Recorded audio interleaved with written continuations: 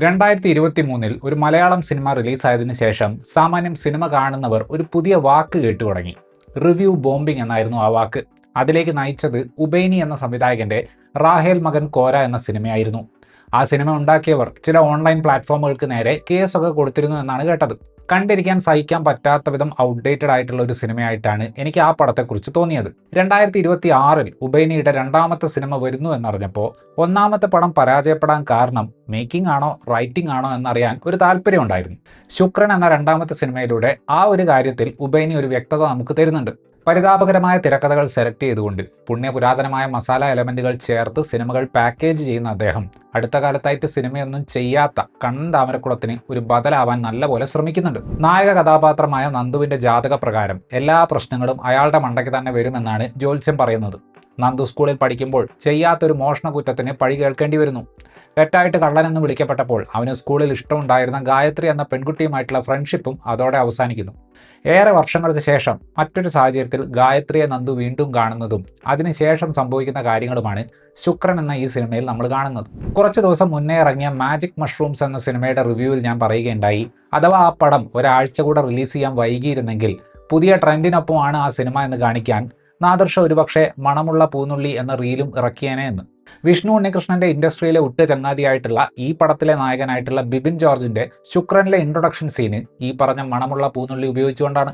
ഈ ഇൻട്രൊഡക്ഷൻ കഴിഞ്ഞ പാടെ നമ്മൾ കാണുന്ന ഒരു കോമഡി സീൻ എന്താണെന്ന് വെച്ചാൽ, കഞ്ചാവ് അടിച്ച് ബോധം പോയി ഡ്രൈവ് ചെയ്യുന്ന ഒരു കൂട്ടം ആളുകൾ ഒഴിഞ്ഞ റോഡിൽ വണ്ടി നിർത്തിയിട്ടിട്ട് ഇമാജിനറി ആയിട്ടുള്ള ആളുകൾ റോഡ് ക്രോസ് ചെയ്യാൻ വേണ്ടി വെയിറ്റ് ചെയ്യുന്നതാണ്. റാഹേൽ മകൻ കോര കണ്ടിട്ടുള്ളവർക്ക് ആ നിമിഷത്തിൽ ഒരു കാര്യം മനസ്സിലാവും. ഇനി അങ്ങോട്ടുള്ള 2 മണിക്കൂർ സഹിച്ചു കഴിയുമ്പോഴേക്കും ജീവിതത്തിൽ ചെയ്തിട്ടുള്ള കുറച്ച് പാപങ്ങൾക്ക് ദൈവം മാപ്പ് തരുമെന്ന്. ഒരു ഫിലിം ഇൻഡസ്ട്രിയിൽ ഇത്രയും കാലം ജോലി ചെയ്തിട്ടുള്ള ഒരാൾക്ക്, ഏത് തരത്തിലുള്ള സിനിമകളാണ് സാമ്പത്തിക വിജയം നേടുന്നത് എന്ന് ധാരണയുള്ള ഒരാൾക്ക് ഇമാതിരി തിരക്കഥയൊക്കെ മുടക്കുമുതൽ തിരിച്ചു പിടിക്കുമെന്ന് എങ്ങനെയാണ് തോന്നുന്നത് എന്നത് വല്ലാത്തൊരു നിഗൂഢത തന്നെയാണ്. അമ്മ കഥാപാത്രം നിങ്ങൾ രണ്ടുപേരും സംസാരിച്ചിരിക്കുക, ഞാൻ പോയി ചായ എടുക്കാമെന്ന് പറയുന്നതിൽ തുടങ്ങി നായകൻ ഇനി എന്തു ചെയ്യണമെന്ന് എനിക്കറിയാം എന്നും പറഞ്ഞ് ഒരു ആന മണ്ടത്തരം കാണിക്കുന്നതടക്കം ഈ സിനിമയുടെ ഓരോ 30 സെക്കൻഡിനും ഒരു മീം റിയാക്ഷൻ കൊടുത്താൽ അത് കരിക്കിൻ്റെ മറ്റേ ഫ്രഷ് എന്നതായിരിക്കും. ടിനി ടോമും ഷൈൻ ടോം ചാക്കോയും അവതരിപ്പിക്കുന്ന പോലീസ് കഥാപാത്രങ്ങൾ CCTV ഫൂട്ടേജ് നോക്കിക്കൊണ്ട് ഒരു നിഗമനത്തിലെത്താൻ നോക്കുന്ന ഒരു സീനുണ്ട്. ആ ക്യാമറയിലൂടെ പോയ വണ്ടി ഈ ക്യാമറയിൽ കാണാനില്ല, എന്താണ് അതിൻ്റെ അർത്ഥം? അതായത് ആ വണ്ടി ഈ ക്യാമറ പാസ് ചെയ്തിട്ടില്ല. ഈ ഒരു നിലവാരത്തിലുള്ള ഡയലോഗുകൾ കേട്ട് കഴിഞ്ഞാൽ കേരള പോലീസ് ഒന്നടങ്കം ചിലപ്പോൾ മാനനഷ്ടത്തിന് കേസ് കൊടുക്കും. പടത്തിന്റെ അവസാനത്തിലേക്ക് ബാംഗ്ലൂരിലെ ഒരു dance club cum bar setup raid ചെയ്യുന്ന സീനിൽ ഷൈൻ ടോം ചാക്കോ സൗണ്ട് ഓഫ് എന്ന് അലറുന്ന സീനൊക്കെ ഉണ്ട്. മാസാക്കാൻ നോക്കിയ ഈ സാധനം കണ്ടിട്ട് ചിരിച്ചവനെ കുറ്റം പറയാൻ പറ്റില്ല. ആ ഒരു സീനിൽ അവതരിപ്പിക്കുന്ന ട്വിസ്റ്റൊക്കെ കണ്ടു കഴിഞ്ഞാൽ നമ്മൾ മനസ്സിൽ പ്രതീക്ഷിച്ച ക്ലീഷേ തന്നെ മതിയായിരുന്നു എന്ന് തോന്നിപ്പോവും. മൊബൈൽ ഫോൺ ഇല്ലാത്ത നായകനെ 5 ദിവസത്തേക്ക് തമിഴ്നാട്ടിൽ നിർത്തിക്കാൻ വേണ്ടി തിരക്കഥ കാട്ടിക്കൂട്ടുന്ന ഓരോന്ന് കണ്ടു കഴിഞ്ഞാൽ എങ്ങനെ ഒരു സിറ്റുവേഷൻ എഴുതരുത് എന്ന് പഠിപ്പിക്കാൻ ഫിലിം സ്കൂളുകളിൽ അത് ഉപയോഗിക്കാമെന്ന് തോന്നി. സ്ഥിരം സെറ്റ് ഭാവങ്ങൾ ഉപയോഗിച്ചുകൊണ്ട് ഓവറായിട്ട് സെന്റിമെന്റൽ ആയിട്ടുള്ള ഈ സിനിമയുടെ സ്വഭാവവുമായിട്ട് ചേർന്ന് പോകുന്ന രീതിയിലുള്ള ഒരു പെർഫോമൻസ് ആണ് ബിബിൻ ജോർജ് കാഴ്ചവെക്കുന്നത്. ചന്തുനാഥ് ഇതിനു മുന്നേ പല മോശം സിനിമകളിലും അഭിനയിച്ചിട്ടുണ്ടെങ്കിലും പുള്ളിയുടെ പെർഫോമൻസ് അരോചകമായിട്ട് തോന്നിയ സാഹചര്യം ഉണ്ടായിട്ടില്ല. പക്ഷേ ഇതിലെ മച്ച എന്ന് ഇടയ്ക്കിടയ്ക്ക് വിളിക്കുന്ന ബാംഗ്ലൂർ ഫ്രണ്ട് ക്യാരക്ടർ ഒന്നാന്തരം ബോറായിരുന്നു. ആ പാട്ടിനകത്തുള്ള പെർഫോമൻസ് ഒക്കെ ഈ ക്യാരക്ടർ ഞരമ്പ് രോഗിയാണോ എന്ന് നമ്മളെ കൊണ്ട് സംശയിപ്പിക്കുന്ന രീതിയിലുള്ളതായിരുന്നു. ആദ്യ പ്രസാദാണ് ഈ സിനിമയിലെ നായിക.